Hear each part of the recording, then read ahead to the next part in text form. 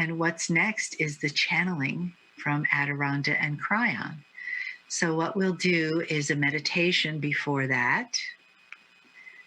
So come back into that beautiful place and space of balance and close your eyes gently and just breathe softly and try to come more into your body with your breath. If you'd like to place your hands on your belly again and use that as a position that helps you remember what part of your body is really breathing, that it's your lungs and your diaphragm, it's not your shoulders and your upper body.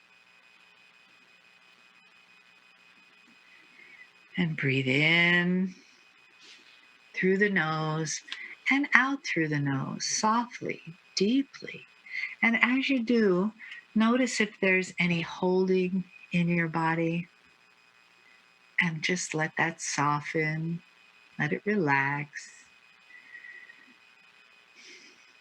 And with each breath, you can go more and more deeply into a place of softness, into a place of quiet, inner quiet, a place where the mind is disconnecting so that the body can have healing, so that the body can have balance. We can use our mind as a tool to heal our mind and our body, but it needs direction. And when we use our breath, it receives direction. So continue your breathing and just notice the shifting in the inner part of your body. Notice the softness in your neck, your face. And notice if your chest, the heart area of your body, is open when you breathe. And just connect to that along with your belly and let that open. Your heart is like a chalice. Imagine that it's a beautiful vessel that is open to receive, that it's been cleared now, and this chalice is ready for love. It's ready for honoring.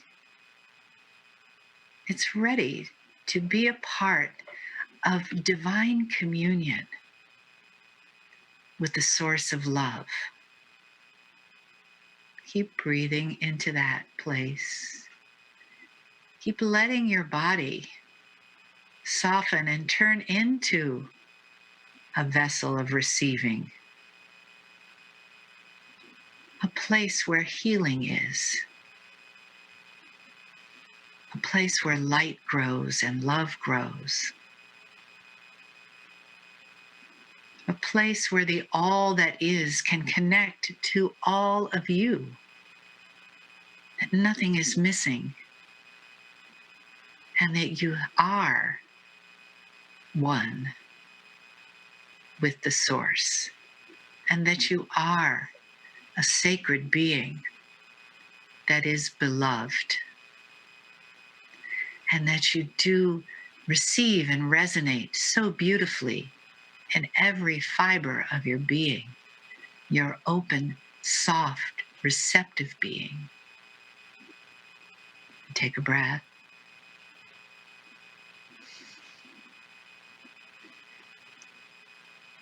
And receive the beautiful honoring messages of Adironda and Kryon. So it is good day to you again. Very nice to see you, your radiance, your energy, your light, your divine presence, dearest beings of light.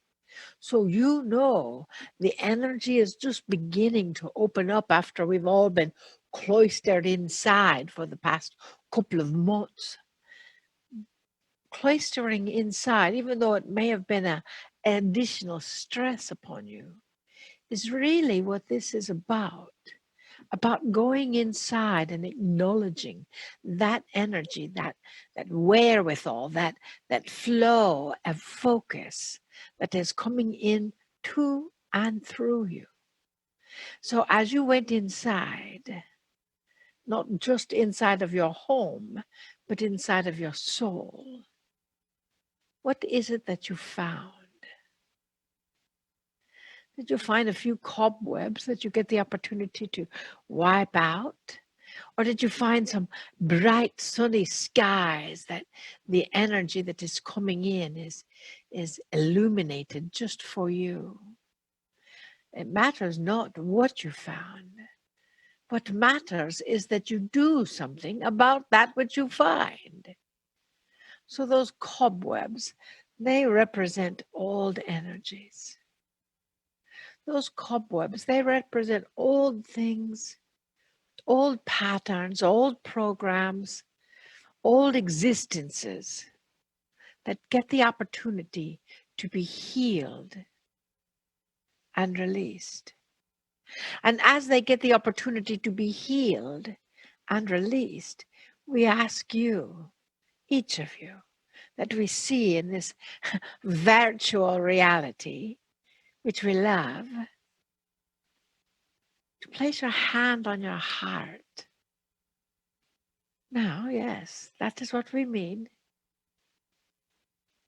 And just breathe into your own soul and see if you can visualize or accommodate or actualize what that feels like.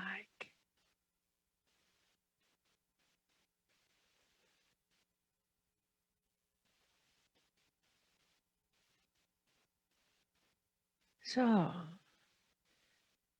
if it feels light and airy and open and receptive to the love of the universe, breathe into that.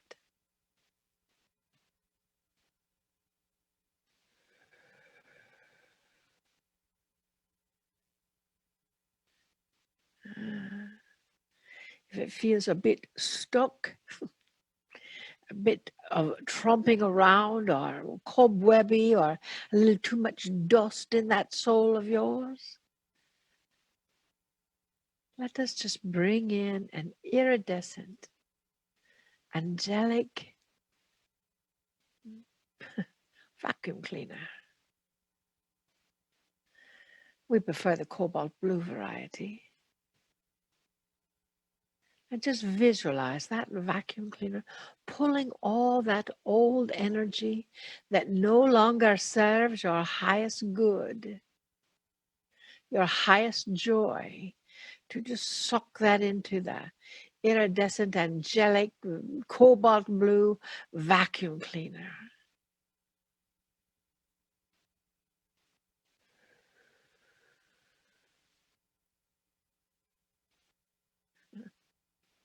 We hear some of you saying, how can that be possible? How can that be so easy? How can you just suck all that old stuff up and have it be done? We are thankful that you asked that question. Everything is possible. You see, in this new paradigm, in this new energy, as our dear friend Kryon has said, the new human, in that focus, you have the frequency and the illuminated cause of everything being possible. So why not? If a person can take and place their hands on another person, and that second person then starts aligning in their physical body, like holographic healing does, our vessel Marilyn teaches, or unified healing field, Dr. Joan Ryan teaches, or any host of others. Why can't you put your hand on your heart, reach in and touch your soul, and sweep away all those old programs that no longer serve? The old feeling of I'm not enough, the old thing of guilt or shame or fear that you're going to make a mistake, so that it keeps you frozen in time. That iridescent angelic cobalt blue vacuum cleaner might be just the thing for your soul. You see, in this new frequency, your intention is everything. In this frequency that you are creating right here, right now, everything is possible. That is why you have gone inside for the past 2 months. And many of you are still inside. And that is fine. That is why in that capacity, your nature is to explore those avenues that are around you. That is your nature. Now, it may have been programmed out of you, but again, we are helping you release those old programs. So instead, breathe into anything that no longer serves and just allow it to be removed with intention. Now, it may not be scientifically documented, but we believe science will catch up with us eventually. Because everything else is. And everything is possible. You see, that is the new frequency the earth is embracing. That is the new energy that this planet is coming to and through. That is why the entire planet, for the first time in the history of this planet, that is why all the beings on this planet are being touched by one thing, something that is contagious. How about if we touch all the beings on this planet with that contagious love? Breathe into that intention. Everything is possible. For all the beings on this planet, that when they pat their heart or straighten their clothes, or if they don't have clothes, pat their chest, and feel that new awakening energy of love. Everything is possible. Remind yourself of that when you have doubts. Remind yourself of that when you think, oh, how am I ever going to make all of this time off up? How am I ever going to do things in new ways? Take a deep breath. Bring yourself present. And then remind yourself, everything is possible. Dearest beings of light, everything is possible. We love you so much. We wish to reach through this virtual reality and hold your heart, hold your face, hold your hands.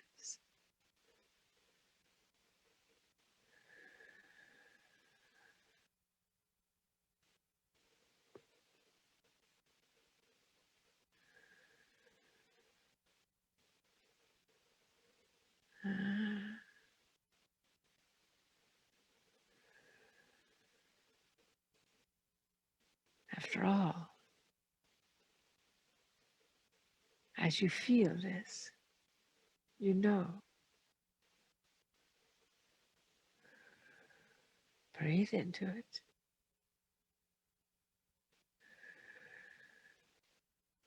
Everything is possible. We love you. We touch your heart. And we bid you namaste.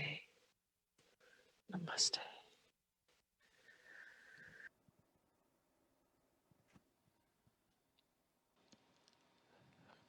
Greetings, dear ones. I'm Kryon of Magnetic Service.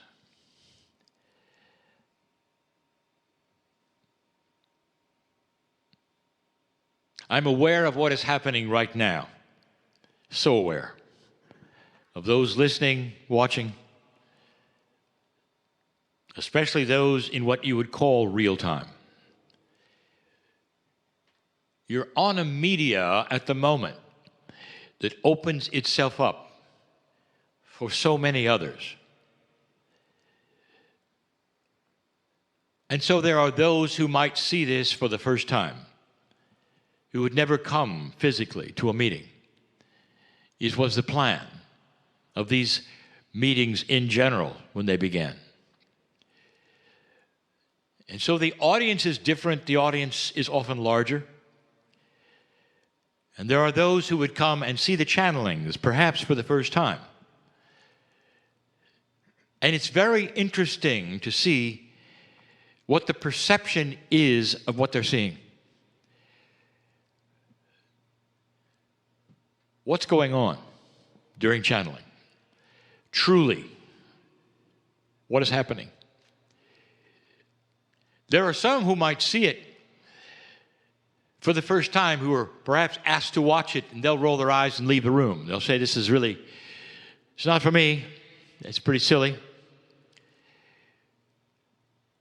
Not being aware at all that channeling has been the way of message giving spiritually since the beginning of humanity. Did you ever wonder how so much of the profound, beautiful, compassionate scripture of so many belief systems was written all over the world? And you would say, well, that was the men and the women doing this, and really? When you take the Holy Scripture and you hold it to yourself and say, it's the Word of God, I'm doing this and I'm doing that, and you read it and you see in there the profundity is there, and the beauty that is there, and the truth that is there. Do you think perhaps, just perhaps, it came from a higher source through the individual who wrote it? We have given you this message for so many years that even in the scriptures that in this country you know so well, that the apostles perhaps are sitting in prison writing beautiful things by candlelight. And out comes from them, far beyond anything they could write, comes that which is the message of Spirit, the love, the wisdom, the compassion. And it goes right on the page. They're channeling, dear ones. And they always have. This is the way of it. It's not always an angel that has to appear and give you words. It happens through humans. It always has. And the issue with so many is that say, well, that was then, this is now. You don't have permission to be an apostle. You can't do that. And we say, at what point, dear ones, did God stop loving you enough to give you words and messages? What was the cutoff point? What were you told was the cutoff point where God doesn't care about you anymore? Or does it continue in different ways, perhaps not in an ancient book, but perhaps day by day for now, because the love of God continues, the joy continues. There are others who will look at this and say, well, you come in as an authority. I can tell by your voice, and it's always that way. It's an authority figure. I better sit at your feet and listen. Well, it doesn't. Dear ones, that's what you were taught. Anything from the other side of the veil must be important, more important than you are. Maybe even a father figure. You better behave, you better sit down, you better listen. That's not true. I want you to use your heart right now. Who's talking? Right now, who's talking? I'll tell you, whether you want to believe it or not, it's a family member who knows your soul. When you're not here, dear ones, we frolic in the skies. It's a metaphor. When you're not here, the family's together, we dance. That's a metaphor. I'm your family. You're in 3D. You're participating in this expression on the planet, going through the issues. I have come in to help as a guide. That's what we do. Every single channel. A guide. A family member. One who takes their arm, puts it around you for a little while, says, I love you, I love you. Can't you tell? I love you. Not an authority figure in the sky. Not somebody you're supposed to bow to. That's who I am as I speak to you through this human being. This is the third channel in 4, talking about blocks and filters. The one today is easy, but the most misunderstood of all. Let me take you to a place that you may or may not remember. Childhood is interesting. If you had a good one, it was beautiful, and you remember it, you can go back and say, I wish I had that again. It wasn't that great. And if you didn't have a good one, it's blocked. You don't even want to think about it. You've moved on, and you don't want to be there. But the way it's supposed to work, and for so many of you, the majority, is that when you were a child, you thought as a child. And when you were a child, you did childish things.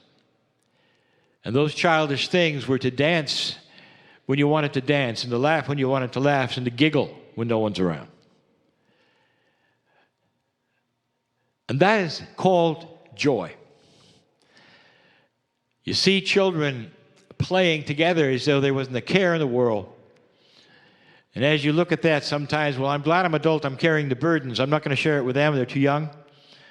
Let them play. And if you think that way, you're probably right not to share it. But who told you when you grew up you had to carry the burdens of the world?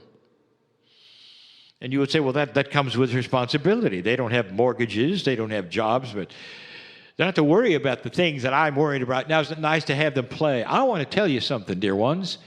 That child still exists, the one that can play in times of turmoil, and it's called the inner child. Now, the inner child is either there or it is not. It's pretty obvious. In you, in your friends, in your colleagues at work, it's obvious. There are many who are taught, mostly by their parents and what they see around them, that when you're adult, you put away childish things. You don't think as a child, of course. Therefore, you wouldn't dance or giggle when no one's around. In fact, you do it so much so that be careful you don't look silly. You got to have a solemn face.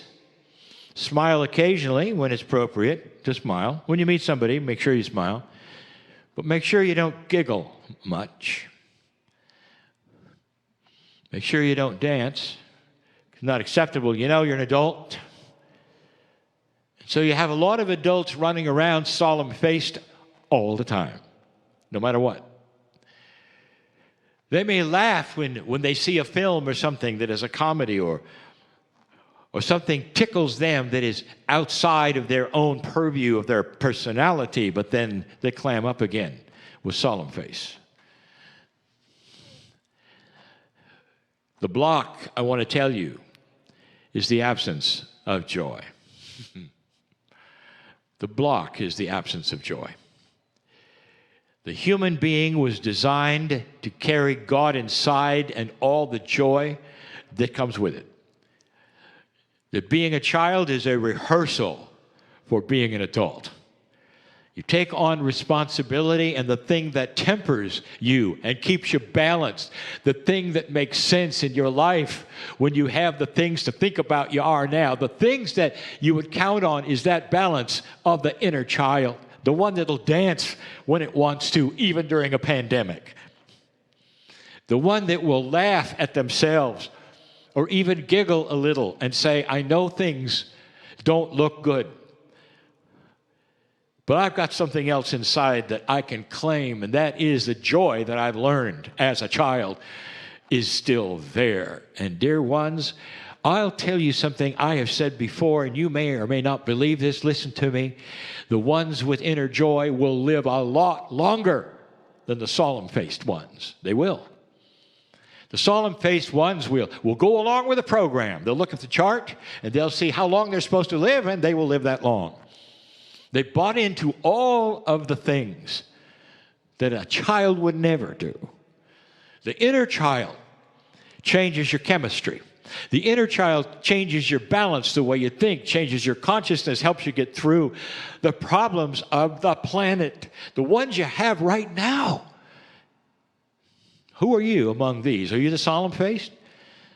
Are you the ones that don't smile much? I'll tell you, the ones around you have noticed. I'll bet your friends don't either, because the solemn-faced ones attract solemn-faced ones. And the ones who have the inner child, they attract the inner child ones. And pretty soon you see the grouping.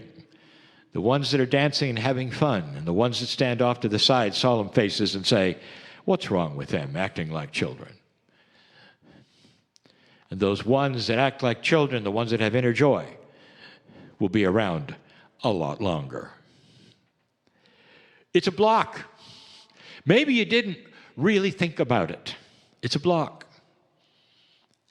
There's a filter you can use even today, even if you are one of the ones who never really brought their inner child along as they became adult. There's a filter. There are some that are even proud of not having their inner child. My partner was with one who never smiled, and he said, where is the child in you? And he says, it's where it belongs. It's outside, buried in the backyard. That was a human being who thought they had put everything in its place because they were now an adult. There's a filter for this. Again, the filter is that which you will not let in inappropriate things. It's a filter, a bubble around you that you can start defining for yourself. Defining for yourself. The bubble is something that is new. It's a tool where you can change that which comes at you and at the same time recognize it as it gets filtered out. I will not let things of this world define my child. I will not conform to fear.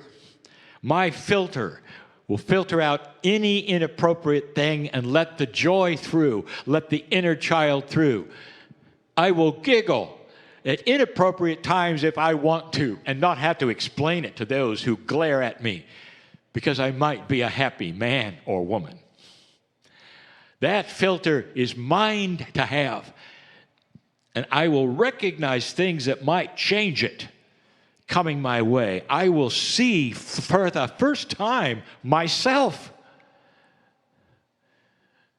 as someone perhaps who should smile more or laugh more. I will relax into the arms of God knowing these things will pass which are anxious in my life. And the higher my consciousness becomes and the more joyful I am, my light will attract solutions that might cause my solemn face. You're in an energy where what you are and what you do attracts like things. We have said this so often. Adironda has told you this so often. When you expect trouble, trouble knocks at your door. When you expect light, light knocks at your door. This is you in control of energies you didn't think you could control. This is number 3. So hard to describe to those who don't have it and want it so much. Take that inner child. Remember, if you can, what it was like to have no worries. And paste that upon yourself for a little while, and you'll live longer, dear ones. And you'll attract those who want what you have. I'll be back. And so it is.